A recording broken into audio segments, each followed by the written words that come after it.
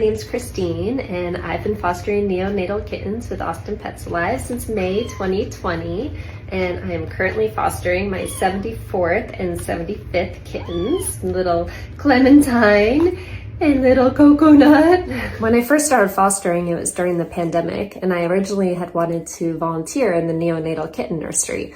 Because of COVID, they had to close it down and weren't accepting any volunteers, and said the best thing I could do if I wanted to help was foster. So I brought home my first litter, the little brother and sister, and they lived in my bathtub. And then I think with my next litter, we expanded to the entire bathroom. And then the next litter after that, we took over the guest bedroom. And now we have no guest bedroom. We have a kitten room in our home that can accommodate guests should they decide to visit. The ones that really stick with me are the ones that were severely ill, or I had to learn a new skill in order to give them the care that they need. I fostered a little kitten named Oopsie Daisy, and after he came to me in foster, we learned that he had a spinal fracture and he was unable to use his back legs. So that meant he was also incontinent, and I had to learn how to do bladder expressions. That was a case where it was something I thought I couldn't do, and I could do it. And so now I know if another kitten comes along who needs that kind of support,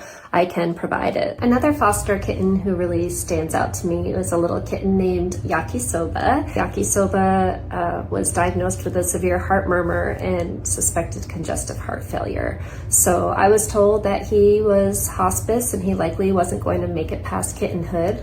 Like we would for any singleton kitten, we went and got him a little buddy because he seemed a bit lonely by himself. And I think the combination of the medication and just having a friend to kitten around with and have fun really lifted all of our spirits, and things started to turn around pretty quickly for him. And when we went for his recheck appointment, he had made this miraculous recovery. There was nothing wrong with him anymore that they could find, and so he was made available for adoption. And the next day, a woman came along and wanted to adopt them both together, and she did, and they're so happy and big boys now, and they just celebrated their first birthday last week. Fostering has certainly been a life-changing experience for me. I love caring for the small kittens who are so vulnerable and otherwise at risk at the shelter if they hadn't made their way to APA. You are helping these animals, and at the end of the day, like, it's enriching and rewarding for me, but it's not about me, it's about saving lives. And I can feel a little sad for a day if it means an animal gets to enjoy a lifetime of love with a family. So if you have any inkling to get involved, I would say just try it out.